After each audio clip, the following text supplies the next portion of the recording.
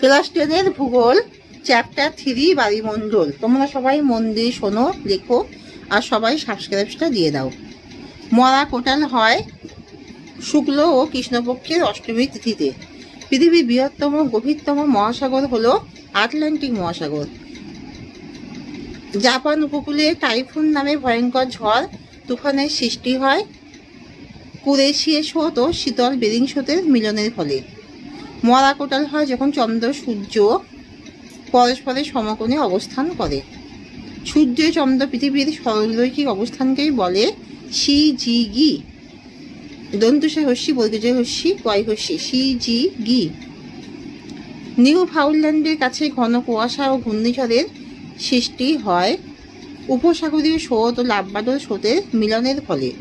ক্যালিফোর্নিয়ার স্রোত প্রবাহিত হয় প্রশান্ত মহাসাগরে। আটলান্টিক মহাসাগরে শৈবাল সাগর সৃষ্টি হয়েছে যে স্রোতের দ্বারা, সেটা হলো ক্যানারি স্রোত। আটলান্টিক মহাসাগরে কোন অংশে হিমপ্যাচের সৃষ্টি হয়? উত্তর আটলান্টিক মহাসাগরের পশ্চিমাংশে। সিজিগি কি? পৃথিবীর চাঁদ ও সূর্য যখন একটি সরলরেখে অবস্থান করে তখন সেই অবস্থানকে সিজিগি বলে।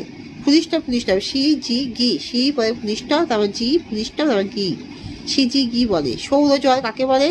সূর্যের আকর্ষণে পৃথিবীতে যে জল হয় তাকে সৌরজল বলে। চান্দ্রজল কাকে বলে? চন্দ্রের আকর্ষণে পৃথিবীতে যে জল হয় তাকে চান্দ্রজল বলে। কোনো স্থানে একটি জল ও একটি ভাটার মধ্যে সময় ব্যবধান কত? 6 ঘন্টা 13 মিনিট। মৌসুমী স্রোত কোন মহাসাগরে দেখা যায়? ভারত মহাসাগরে মৌসুমী স্রোত দেখা যায়। হিম প্রাচীর কোন মহাসাগরে দেখা যায়? হিম প্রাচীর দেখা যায় আটলান্টিক মহাসাগরে। পশ্চিমবঙ্গের বান ডাকে এমন একটি নদীর নাম কি?